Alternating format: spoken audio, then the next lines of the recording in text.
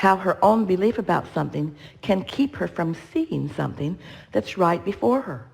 You miss all kinds of clues that your inner being is giving you, leading you to that which will lead you to that, which will lead you to that, which will lead you to that, on this joyous journey of unfolding to everything that you want.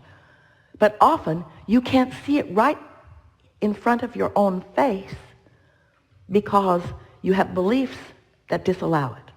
Now, we know you've had these experiences. Esther couldn't find a pen one time. It was a beautiful golden pen. She looked and looked and looked for it.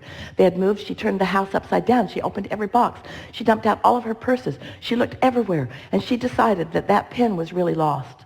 And then about a month later, she was looking for something else, a perfume sprayer, and she's reaching around, going through the same process, looking for something else, and came out with the pen.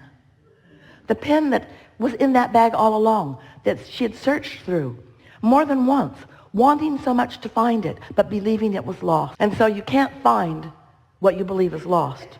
And you can't experience what you believe is not possible. And you can't experience something that you want that you believe is hard, and you're not willing to do the hard thing that you believe it takes. You have so many beliefs. We love you so much.